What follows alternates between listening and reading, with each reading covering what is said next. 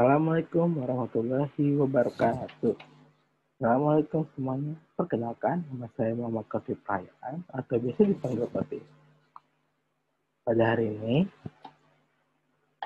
saya akan mempresentasikan atau saya akan mengajarkan apa itu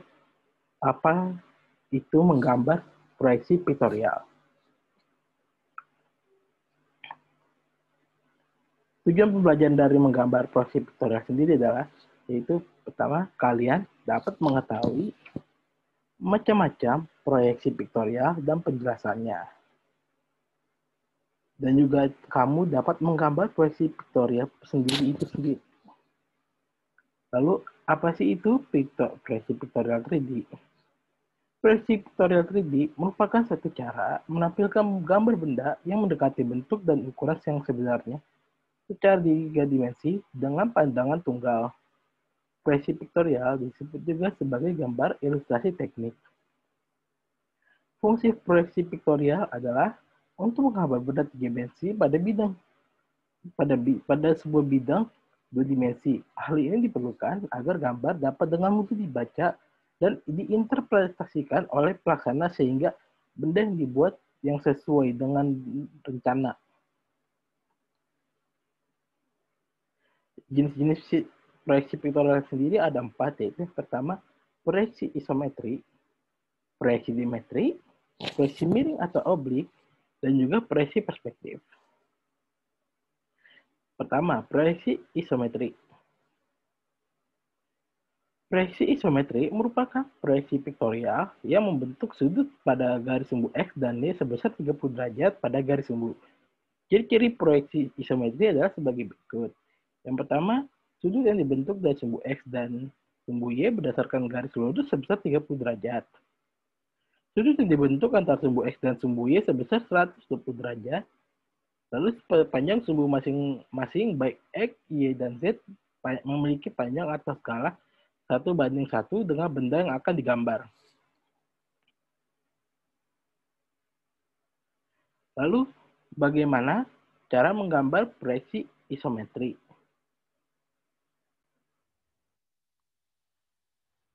Cara menggambar proyeksi isometri.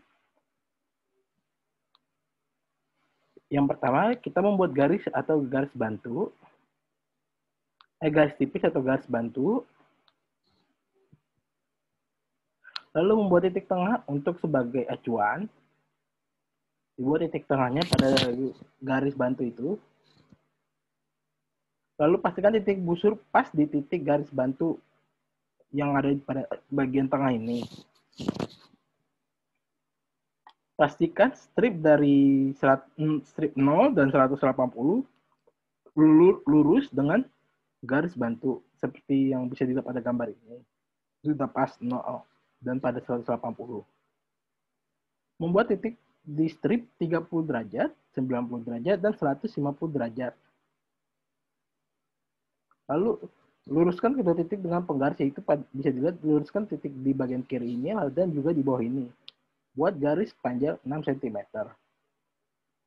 Dibuat lagi garis selanjutnya dari titik bawah ke titik kanan dengan panjang 6 cm. Dan dilanjutkan dengan titik bawah ke titik atas. Harus dipastikan bahwa bagian kiri itu sebesar 30 derajat dan bagian kanannya itu sebesar 30 derajat juga.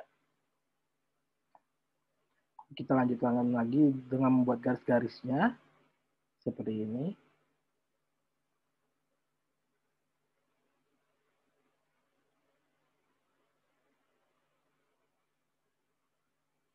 Selesai.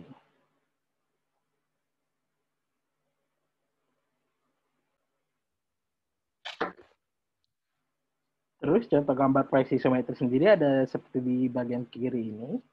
Dan juga kita di sini bisa melihat pada kasus gambar proyeksi isometri, di bagian kiri kenapa bisa benar dan di bagian kenapa bisa salah.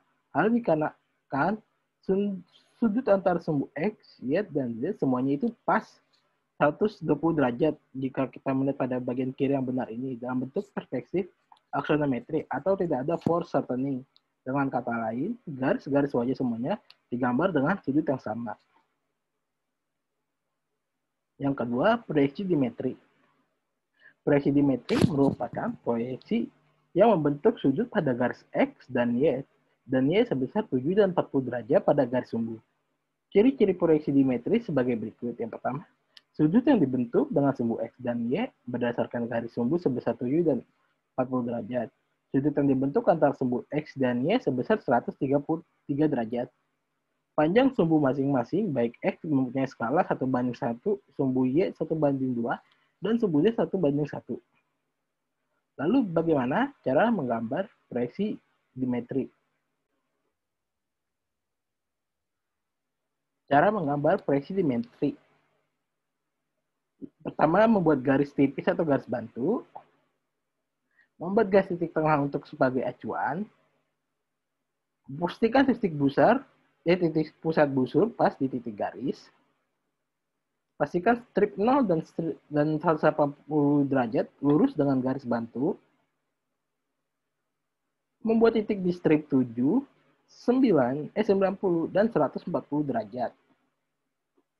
Luruskan kedua titik penggaris dengan garis panjang 6 cm seperti dari bagian bawah ini ke bagian kiri. Lalu dilanjutkan lagi dengan dari bagian bawah ke bagian kanan. Dan juga dari bagian bawah ke bagian atas. Jika dilihat, kalian harus pastikan bahwa sebagian kiri itu pas 7 derajat dan bagian kanannya itu pas 40 derajat. Lalu kita lanjutkan lagi dengan membuat lanjutan garisnya seperti ini.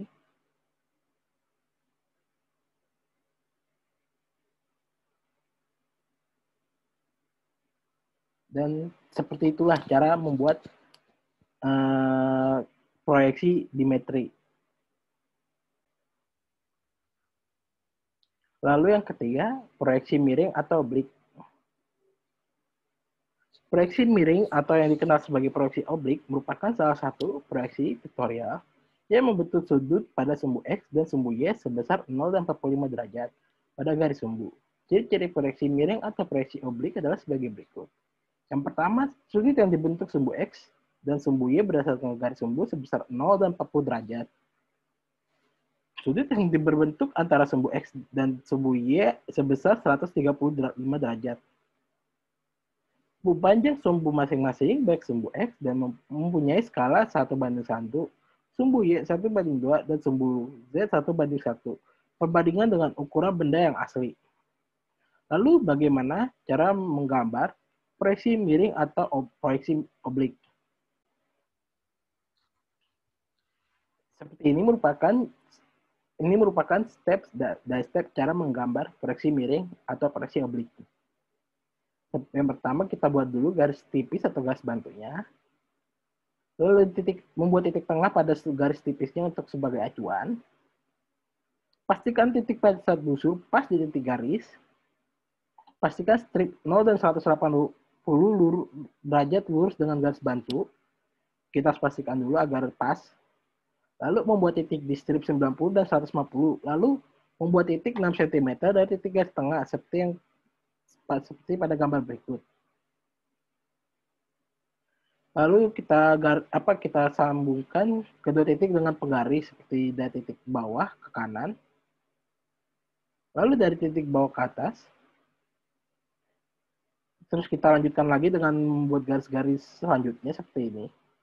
Garis dengan panjang 6 cm, 6 cm, 6 cm, 6 cm, 6 cm, dan 6 cm. Dan juga kita harus perhatikan bahwa di bagian kanan ini harus pas 30 derajat. Seperti itu merupakan cara menggambar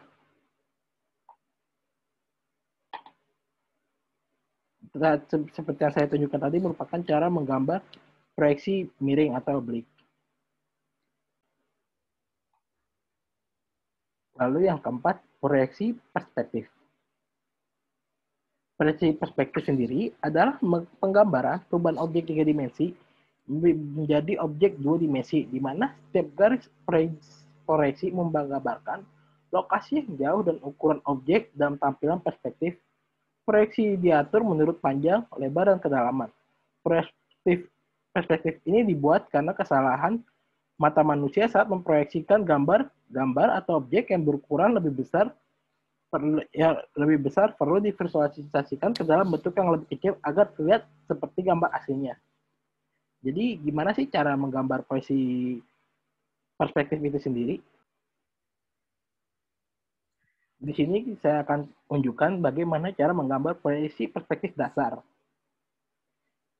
Yang pertama, mulailah dengan satu titik lenyap dengan menggambar X di tengah kertas. Kemudian gambarlah garis mulai dari tengah sampai ujung kertas, tetapi pastikan garis tersebut bisa menjadi bagian dari gambar Anda nanti.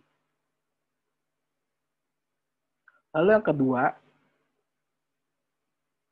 berikutnya adalah menggambar jajaran tiang di sisi kanan. Sampai mencapai bagian tengah atau titik lenyap, gantilah tiang dengan serangkaian garis seperti pada gambar ini. Lalu di sisi kiri, gambarlah jajaran tiang dan tambahkan semacam bangku tegak lurus atau gambarlah kembali serangkaian garis saat Anda hampir mencapai bagian tengah tersebut, seperti pada gambar ini. Lalu untuk langkah selanjutnya, gambarlah atap lorong berupa pola kotak-kotak. Dan juga kemudian buatlah sketsa rumah di sisi kiri dan juga pemandangan pantai di sisi kanan. Lalu terakhir tambahkan garis-garis yang akan melengkapi gambar menjadi tiang dan atap 3D seperti bisa dilihat seperti ini. Lalu warnailah gambar dan Anda pun selesai. Untuk mewarnai gambar, Anda bisa menggunakan pensil atau spidol hitam dengan ujung yang berbeda-beda agar tercipta variasi tekstur pada gambar.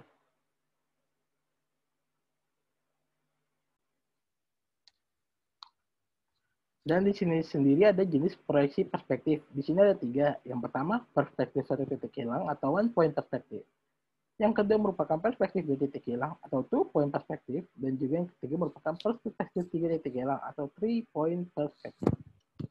Yang pertama, first point perspektif atau perspektif satu titik hilang merupakan menggambarkan sebuah objek dengan satu titik pedoman yang menghubungkan dengan bidang gambar. Metode ini menggunakan hanya satu titik hilang di mana semua garis perspektif tersebut akan tertuju pada serta satu titik ukur yang berbeda yang berperan pula sebagai titik diagonal. Bisa dilihat contohnya itu seperti gambar yang di kanan. Lalu yang kedua itu perspektif 2 titik hilang atau 2 point perspektif. Perspektif 2 titik hilang menggambarkan objek dengan menggunakan 2 titik hilang yang terletak berjauhan di sebelah kanan dan kiri pada garis cakrawala. Perspektif 2 titik hilang memberikan kesempatan untuk menggambarkan sudut terdekat atau terjauh dari sebuah objek atau ruangan. Lalu yang ketiga merupakan perspektif 3 titik hilang atau 3 point perspektif. Gambar perspektif ini muncul akibat benda atau objek yang diamati jauh di bawah atau ke atas horizon. Oleh karenanya, sudut pandang mata melebar ke segala arah. Perspektif ini lebih banyak digunakan untuk menggambarkan arsitektur bangunan serba tinggi. Perspektif 3 titik hilang sangat tidak biasa untuk digunakan pada ilustrasi atau presentasi desain interior. Oke, itu saja pembelajaran dari saya. Terima kasih sudah mendengarkan. Wassalamualaikum warahmatullahi wabarakatuh.